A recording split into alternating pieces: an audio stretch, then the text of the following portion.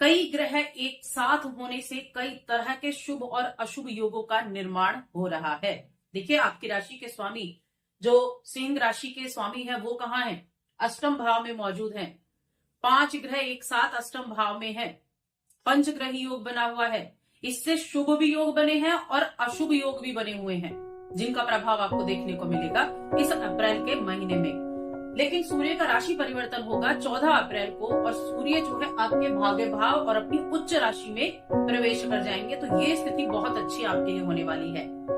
उसके बाद आपके दूसरे घर में केतु विराजमान है, आपके 10वें भाव में गुरु बृहस्पति विराजमान है, आपके 11वें घर में मंगल बैठे हुए हैं। लेकिन इस महीने के पहले सप्ताह में ही मंगल देव आपके 12वें घर में प्रवेश कर जाएंगे।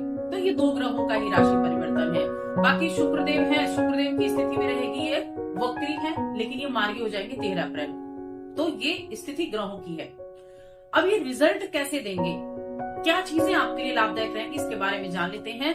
आगे बढ़ने से पहले छोटा सा ही निवेदन है, चैनल पर पहली बार आए हैं और अभी तक चैनल को सब्सक्राइब नहीं किया है तो सब्सक्राइब जरूर कर लें। देखिए, सबसे पहले मैं करियर की बात करूंगी कि आपका करियर कैसा रहने वाला है। ये जो है ये हमारे करियर का भाव, 10वां भाव, जहां पर पूरे महीने गुरु बृहस्पति विराजमान है।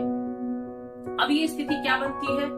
गुरु बृहस्पति के 10वें भाव में होने से आपके लिए अच्छे रिजल्ट मिलेंगे, क्योंकि 10वें भाव में ये आपकी नौकरी की स्थिति को प्रबल बनाएंगे, क्योंकि इनकी दृष्टि कहाँ है? 1, 2, 3, 4, 5 आपके दूसरे घर पर है, और आपके चौथे घर पर है, और आपके छठे घर पर जो सेवा का भाव होता है, नौकरी का भाव होता है।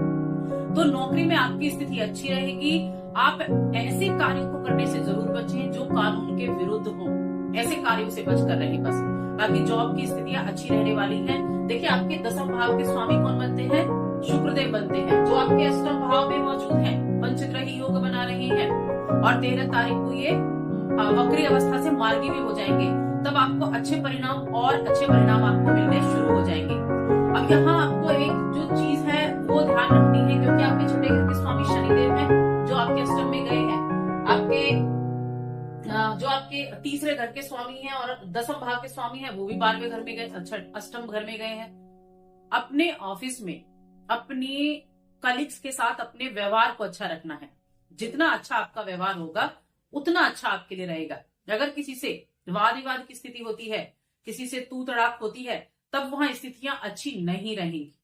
तो यहाँ सबसे ज्यादा महत्वपूर्ण बात है किसी भी कानूनी विवाद में पड़ने से बचना है, और ऑफिस में अपने आप को ठीक से रखना है। बस इस चीज का आपको ध्यान रखना होगा। अब जो मंगल देव हैं वो 11वें घर में रहेंगे, और पहले सप्ताह में आपके 12वें घर में चले जाएंगे। 12वां घर क्या है? व्यय का भाव कहा जाता है, साथ में लंबी यात्राओं का, विदेश यात्रा का भी कहा जाता है। तो देखिए, खर्चा तो होगा, लेकिन ऐसा नहीं कि खर्चा आपके लिए ये बहुत अच्छा नहीं होगा।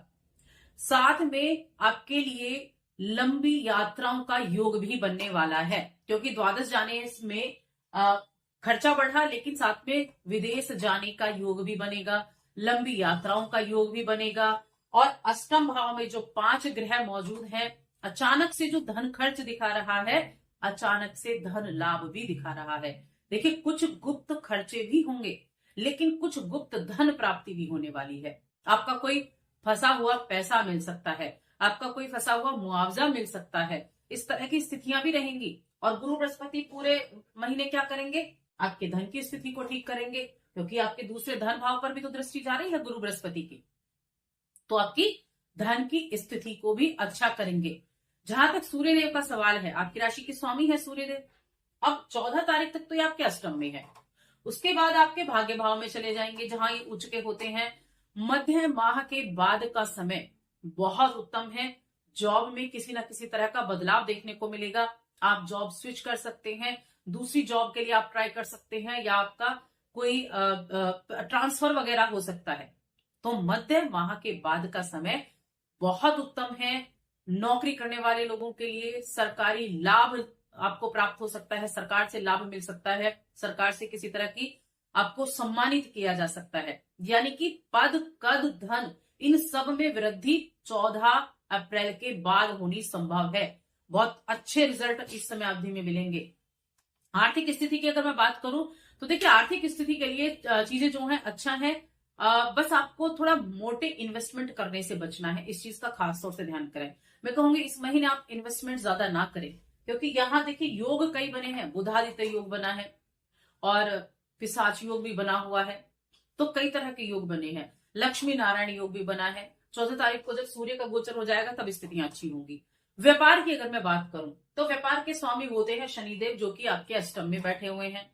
तो ध्यान रखना है व्यापार करते व्यापारियों को भी इस महीने में किसी भी तरह के कानूनी विवाद में नहीं पड़ना है, कानून के विरुद्ध काम नहीं करना है, अपने लोगों के साथ अच्छे से बनाकर रखनी है। तब मैं कहूंगी आपके लिए चीजें ठीक होंगी। उपाय मैं आपको बताऊंगी जो आपको जरूर करने हैं। अब हम आपकी हेल्थ की बात करते हैं। तो आपकी राशि के स्वामी अष्टम में है, मंगल देव आपके पंचम भाव को देख रहे हैं फर्स्ट वीक में, उसके बाद तो 12वें घर में चले जाएंगे। अब अष्टम में तो कई ग्रह एक साथ मौजूद हैं, तो थोड़ा उतार चढ़ाव की स्थिति आपकी हेल्थ में बनी रहेगी। लेकिन जब 14 तारीख को सूर्य आपकी राशि के स्वामी का परिवर्तन होगा और वो नवम भाव में जाएंगे, तब क्या होगा, आपका इम्यूनिटी सिस्टम स्ट्रांग होगा। उससे पहले पेट संबंधी कुछ दिक्कतें आपको देखने को मिल सकती हैं, लेकिन यहाँ 14 अप्रैल के बाद आपका स्वास्थ्य अच्छा रहेगा। कुछ जो गुप्त समस्याएं चल रही थी वो भी ठीक हो जाएंगी, और छठे भाव के स्वामी शनि जो अष्टम में बैठे हुए हैं तो वो भी ठीक करने का प्रयास करेंगे। तो मध्य माह के बाद का समय ज्यादा अच्छा है, उससे पहले थोड़ा सावधानी रखनी है। पेट संबंधी कुछ दिक्कतें, संक्रमण यानी कि कोई ना कोई इन्फेक्शन वगैरह कुछ ऐसा हो सकता है। अब हम बात करेंगे प्रेम जीवन, वैवाहिक जीवन और पारिवारिक जीवन की। तो देखिए प्रेम जीवन की अगर मैं बात करूं तो प्रेम के स्वामी होते हैं गुरु बृहस्पति, जो बैठे हैं आपके दसम भाव में, और यहां से वो देख भी रहे हैं ये 7 यानी 8 9, यहां से वो जो चौथा भाव उसको देख रहे हैं। मंगल देव पहले सप्ताह में पंचम को देख रहे हैं, तो पहला सप्ताह थोड़ा सा सावधानी रखनी है।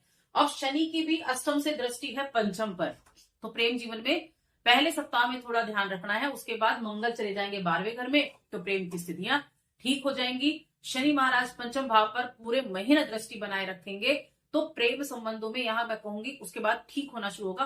पहले सप्ताह के बाद प्रेम संबंधों में प्रगटता आएगी, एक दूसरे का सम्मान करेंगे, एक दूसरे के प्रति जिम्मेदारी भी अनुभव कर पाएंगे, तो अच्छा रहेगा। वैवाहिक जीवन की जहां तक मैं बात करूं तो थोड़ा सा उतार चढ़ाव की स्थिति बनी हुई है, क्योंकि अष्टम भाव में पंचग्रही योग बना हुआ है, 5 ग्रह एक साथ हैं। मध्य माह तक तो 5 ग्रह एक साथ हैं। तो एक तो जीवन साथी की हेल्थ थोड़ी सी खराब हो सकती है, क्योंकि सप्तम भाव के स्वामी कौन है, शनिदेव, अष्टम में बैठे हैं राहु के साथ, सूर्य के साथ। तो ये यहाँ पर पीड़ित अवस्था में, पीड़ित अवस्था यानी कि अशुभ योग बना रहे हैं। तो जीवन साथी की हेल्थ थोड़ी आपको ध्यान देना होगा। मध्य माह के बाद थोड़ा सा इंप्रूवमेंट आपको देखने को मिलेगी वैवाहिक जीवन में। और एक चीज और ध्यान रखनी है, अष्टम भाव जो होता है ससुराल का भी होता है, ससुराल पक्ष से अच्छे संबंध बनाकर रखना है। और केतु जो पूरे महीने आपके द्वितीय भाव में है, जो कुटुंब का भाव है, तो कुटुंब में भी थोड़ा सा ध्यान रखना है, क्योंकि अष्टम भाव से सभी ग्रहों की दृष्टि द्वितीय भाव पर है, द्वितीय में केतु बैठे हैं, तो कुटुंब में भी किसी न किसी तरह की यहाँ टेंशन हो सकती है। हालांकि गुरु काम करेंगे, गुरु जो है अपने द्वितीय भाव पर जो दृष्टि डाल रहे हैं उनको ठीक करने का प्रयास करेंगे। चुनौतियां आएंगी, आप उन चुनौतियों को पार कर पाएंगे। कुटुंब के बीच में कुछ ना कुछ गर्मा गर्मी होगी, लेकिन उसको ठीक भी कर पाएंगे, क्योंकि गुरु भी दृष्टि डाल रहे हैं। तो चिंता का विषय बन सकता है, लेकिन उन चीजों को आप कंट्रोल कर पाएंगे। ठीक है, एक तरफ जहां नेगेटिव है वहां गुरु उसको पॉजिटिव भी बना रहे हैं। फिर भी मैं कहूंगी थोड़ा ध्यान रखना है, थोड़ा वाणी का अच्छे से इस्तेमाल करें, कुटुंब के बीच में अपने आप को एक मजबूत स्थिति में आप पाएं, तो ये चीजें ठीक रहेंगी। स्टूडेंट्स की बात करते हैं तो पंचम भाव के स्वामी हैं गुरु बृहस्पति, जो कि बैठे हुए हैं यहाँ।